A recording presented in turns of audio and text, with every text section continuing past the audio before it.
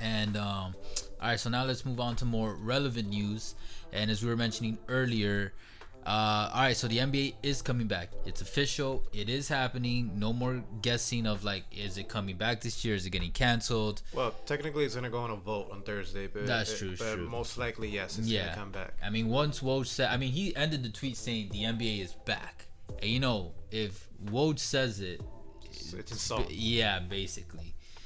And but this time we're only getting 22 of the 32 teams coming back. So, Erwin, how do you feel about that? Are you cool with 22 NBA teams coming back to the NBA, or would you have preferred the whole league, making a comeback?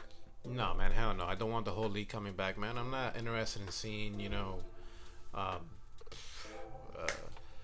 what, like the Phoenix Suns or something? They're like nowhere near. I mean, Devin Booker. I love Devin Booker, but not that much, man. I feel you. To see, I think for what they want to do, I guess per se, because the way how the NBA is gonna make their money right now, since there's gonna be no fans, is TV, and what's gonna bring at least peak a little bit of interest, at least in the first couple games, is hey, we're gonna see Zion in the playoffs. Hey, we're gonna see Dame time. Back in the playoffs, despite a very disappointing season. We're gonna see what they're gonna do if they can salvage anything out of it. And what I also liked about it as well is that while it seems it's gonna be unfair, if I'm not mistaken with the math, it's gonna be 13 teams from the West and only 9 teams from the East. Okay. But if you really think about it, in the East, even the 8th seed, it's not a pretty good team. The Orlando Magic, and the one behind them, the Wizards, they're a lot of games under 500. They should be nowhere near the discussion when it comes to playoffs. But hey, it's not gonna be perfect. No, I don't want to see the 32 teams, and it should be interesting, especially the first couple games. Yeah. What I also don't like about it as well is that Memphis, the Grizzlies, they possibly gonna have to qualify for the playoffs not once but twice, when they were in a very comfortable position, in the 8th seed. They paid their dues. They did what they had to do in the regular season. It's not their fault that the coronavirus happened and this is happening to them. But hey, that's the business of the NBA. And the people, they want to see Zion and they want to see Dame. They're more popular names than anybody in the Memphis Grizzlies. But what do you think, Andrade? I like the decision they made by bringing 22 instead of the 32. First off, well, initially it's going to be 16 teams, in the playoffs in regular circumstances. What do you mean? 8 teams make the playoffs. I don't know, but they're bringing the 22 because the reason they're bringing 22 is that some of the teams are coming back because they're still gonna play regular season games, and then they're fighting for the 8th spot.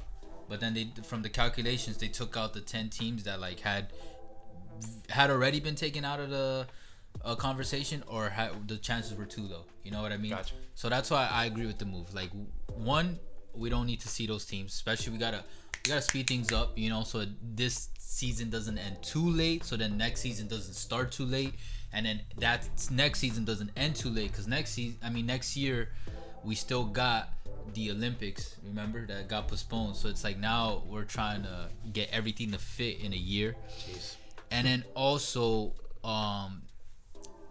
we're still going through COVID-19. Yep. And the best way to mitigate the risk is by having less people involved. So taking out 10 teams takes out hundreds of people that they have to watch over and take care of, as opposed to the 22 teams.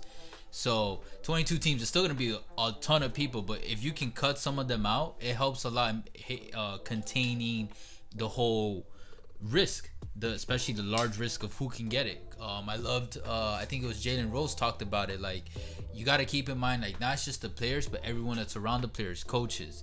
And on top of that, the more teams that are playing, the more teams that got to get hired from different, more people that got to get hired from different cities, and aka journalists, cameramen, stuff like that gotta come. And either one of them, if they don't follow the guidelines to a T, any random person that brings it into that area or the arena or whatever, like, they can interact with a player, and then they pass it on to one player passes it on to another, and then before you know it, several people in the NBA, players, coaches, etc., could get contaminated. Now it's like, good point. It just takes one person. And so I agree with it. And we're cutting some of the fat out. It's like getting a steak, and you're cutting off the fat, and you still get the marble steak. You know what I mean? Like Yeah, you still get I love some steak. the stuff you want. So yeah, and I applaud the NBA on how they're moving about with everything. And I'm really glad that they still brought back regular season games, because that's how the players get paid. I learned this recently, that they don't get paid during the playoffs with their contracts. That's like bonuses. Their contracts are behind the regular season games. So that's why they were fighting a lot to have some of the regular season games come back, because they were going to get a 25% cut from their paycheck. Now it'll go a little less, and I'm not saying I feel bad for like millionaires, but still, it's their well-being, whatever. It's their job and their work. Like, if you guys were in their position, I'm sure you would want to save as much of the money you're getting paid to get paid, and do the work. So yeah.